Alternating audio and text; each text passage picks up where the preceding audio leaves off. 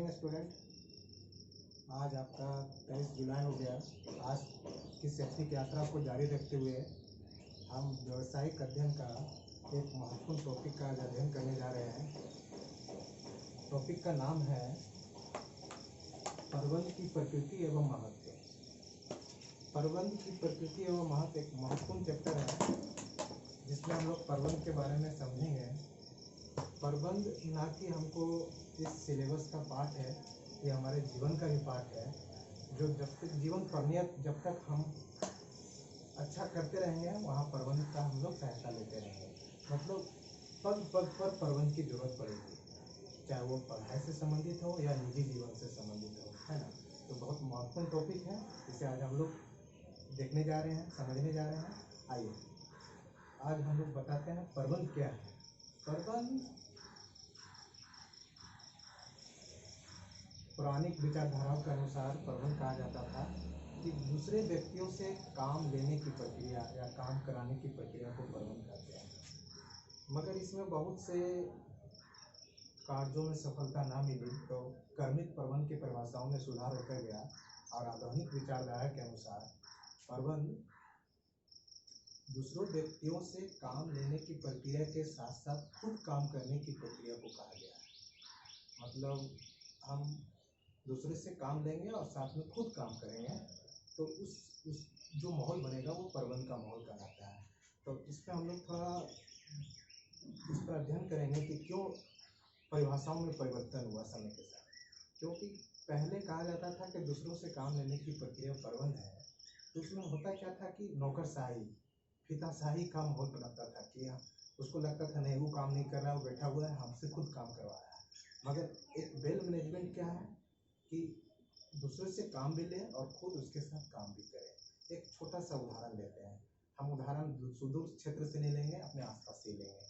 Suppose एक विद्यालय का ही उदाहरण लें तो विद्यालय में बहुत कर्मी हैं, शिक्षक हैं, शैक्षणिक कर्मचारीगण हैं और एक उसके मैनेजमेंट के लिए एक प्रधानाध्यापक होता है।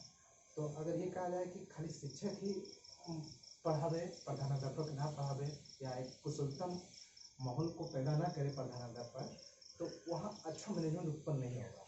और जहाँ प्रधानाध्यापक खुद बढ़ के आगे बढ़ता है तो वहाँ एक अच्छा माहौल उत्पन्न होता है और वो विद्यालय बहुत अच्छा कर पाते हैं। एक छोटी सी उदाहरण थे विद्यालय से। ऐसे जीवन कारखाना, फैक्ट्री, जितने भी उद्योग धंधे, वहाँ भी ये होता है कि श्रमिकों को जो सुपरवाइजर होता है वो दक्ष किया जाता है, प्रशिक्षण दिया जाता है ताकि वो कामों को कुशलतम कर सके। आइए तो प्रबंध के बारे में हम लोग कुछ समझ पाए होंगे। आज हम लोग समझते हैं कि प्रबंध की प्रकृति क्या है, विशेषता है। प्रबंध को बोला गया है एक प्रक्रिया है। प्रबंध क्या है? एक प्रक्रिया है।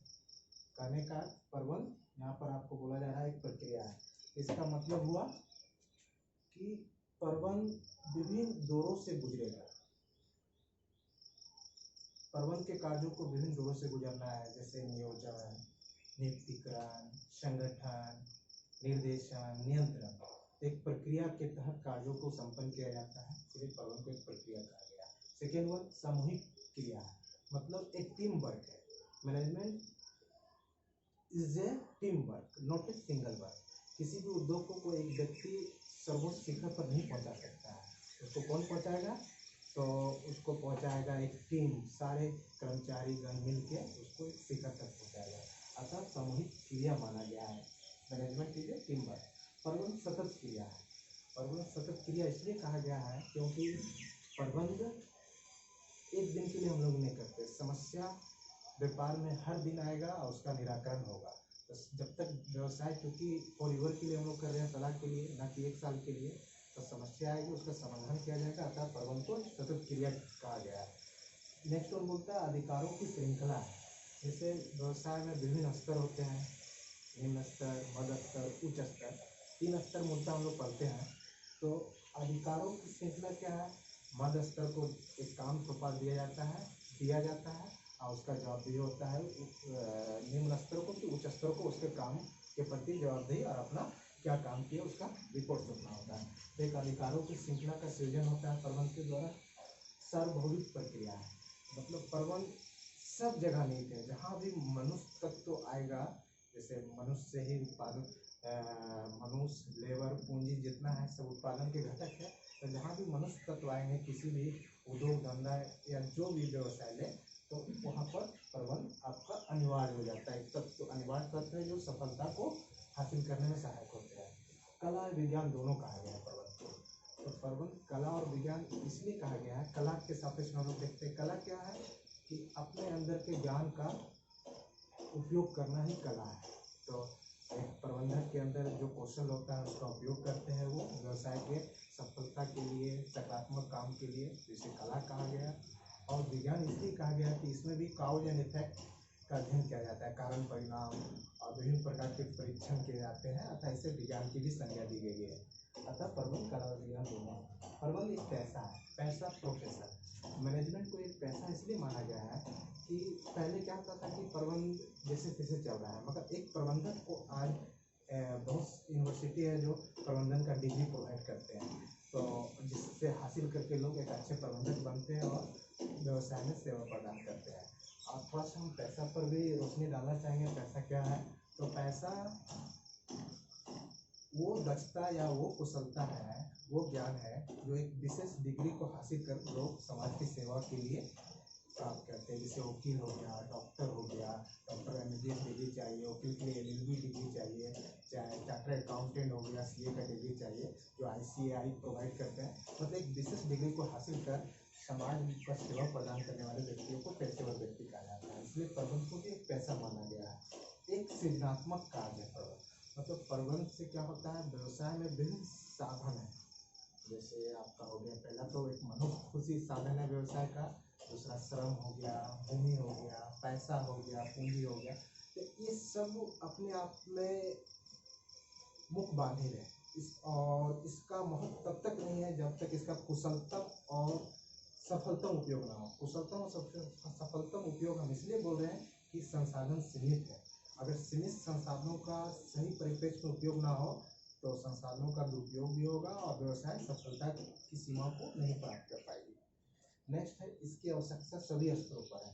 जैसे भी अर्लियर भी हम लोग यहाँ पर अधिकारों की श्रृंखला में समझे थे कि व्यवसाय के 3 स्तर हैं, तो तीनों स्तर में भी प्रबंध की आवश्यकता होती है, चाहे वो निम्न स्तर हो या मध्यवर्गीय स्तर हो या उच्च स्तरीय स्तर हो, सभी जगह प्रबंधक आवश्यक है। इवन हमारे जीवन के पद पद पर प्रबंधक आवश्यक है। तो इतनी सारी विशेषताएं हैं। अब हम लोग महत्व पर आते हैं। पहला हम लोग देखते हैं न्यूनतम प्रयत्नों से अधिकतम परिणाम। तो लोवेस्ट द एफर्ट और मैक्सिमाइज द रिजल्ट्स। इसका अर्थ है कि हमारे पास क्योंकि संसाधन सीमित है और चाहे वो मनुष्य का रूप में आप संसाधन देखें या पूंजी के रूप में या कच्चा माल के रूप में, तो उसका कुशलतम उपयोग से ही हम प्रबंध के द्वारा हम व्यवसाय की कुशलता का अधिकतम परिणाम प्राप्त करते हैं। कट्टू प्रतिस्पर्धा का सामना करने के लिए आज का जो कॉम्पिटिटिव युग है, हर व्यवसाय सफलता की दौर में आगे बढ़ने के लिए प्रयत्नशील है। इस प्रयत्नशील और विकासशील और प्रतिस्पर्धात्मक युग में अपने आप को सफल साबित करने के लिए आपको संसाधनों का आधुनिक यंत्रों द्वारा उपयोग करके कुशलतम परिणाम को प्राप्त करना होगा। अतः प्रबंध एक ऐसा तत्व है या ऐसा फैक्टर है जिसके द्वारा हम कट्टू प्रतिस्पर्धा का भी में भी अपने व्यवसाय को स्थिर रख पाते हैं, मजबूत रख पाते हैं, उसका सामना कर पाते हैं। निर्धारित लक्ष्यों को प्राप्त करने हेतु हर व्यवसाय का कुछ ना कुछ लक्ष्य होता है जिसके लिए व्यवसाय का सृजन होता है।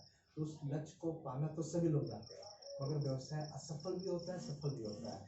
इस सफलता और असफलता के बीच का घटक क्या है? आपका management. How you manage the resources it depends whether you get success और फेलियर। इट मीन्स निर्धारित लक्ष्यों को प्राप्त करना है तो हमको पहले तो गुड मैनेजमेंट करना होगा अपने संसाधनों का। Then we can produce good product at lowest price, then we maximize the profits to supply the goods to customers. मतलब हम अपने उत्पादन को कम लागत पर अधिक दक्षपूर्ण, अधिक क्वालिटीपूर्ण कर पाएंगे ताकि उसको मार्केट में सप्लाई करके हम लाभ को मैक्सिमाइज कर पाएंगे। तकनीकी और वैज्ञानिक अनुसंधान का लाभ उठाना, क्योंकि आज का युग क्या है, आपको अपडेट करने का युग है। हर समय न्यू इनोवेशन हो रहा है, अनुसंधान से नए नए आविष्कार आ रहे हैं। अगर हम पुराने टेक्नोलॉजी से अपने उत्पादन को जारी रखें तो मेरा लागत बढ़ जाएगा, क्योंकि आउटपुट कम होगा। पुराने टेक्नोलॉजी से हम उत्पादन कर रहे हैं, उत्पादन कम हुआ, इसका मतलब मेरा लागत बढ़ गया। जिससे मेरा कॉस्ट मैक्सिमाइज हो जाएगा तो मेरा बिक्री मूल्य भी ज़्यादा होगा, इससे मेरा बिक्री घट जाएगा, प्रॉफिट भी घट सकता है। तो जैसे ही अपने हम प्रोडक्शन को आधुनिक और वैज्ञानिक अनुसंधान बेस्ड यंत्र पर हम आ जाते हैं, उससे मेरा उत्पादन बढ़ता है, इसका मतलब लागत कम होगा और व्यवसाय का लाभ अधिकतम होगा। नीतियों का निर्धारण करने के लिए, क्योंकि पग पग पर नीति की भी जरूरत है। श्रमिकों में नई नई नीति लाने से क्या होता है, समन्वय की स्थिति संतोषजनक स्थिति होती है। नया पॉलिसी बहुत जरूरी है व्यवसाय के लिए। अगर पुराने पॉलिसी पर ही काम होता रहे तो हो सकता है कि हम आउटडेटेड हो जाए, मार्केट से हम लुप्त ही हो जाए। अतः नीतियों में समय समय से निर्धारित कर उसको व्यवसाय में लागू करने की जरूरत है। श्रमिकों की समस्या का समाधान, श्रमिक का एक समस्या समय के साथ उत्पन्न होते रहता है। पहला तो उसको नए टेक्नोलॉजी अगर हम लाते हैं, तकनीकी अनुसंधान जो पड़े कि नया यंत्र लाना है, तो हो सकता है श्रमिक मेला उस टेक्नोलॉजी को के लिए प्रशिक्षित ना हो, तो उसको समय समय से हम श्रमिकों को प्रशिक्षण देंगे ताकि वो टेक्नोलॉजी को एडॉप्ट कर सके, उसको ऑपरेट कर सके, चला सके। और इस समस्या जो श्रमिकों को नए उत्पादन अनुसंधान या आपसी तालमेल ना होने के कारण उत्पन्न होती है, इस सब का समाधान प्रबंध के द्वारा किया जाता है। तो आज का टॉपिक में हम लोग प्रबंध क्या है उसके बारे में सीखें। फिर से हम रिपीट करते हैं, प्रबंध जो हमारे उत्पादन के स्रोत है, पहला तो मनुष्य खुद है, दूसरा क्या है, कच्चा माल हो गया, पूंजी हो गया और लेबर्स हो गया।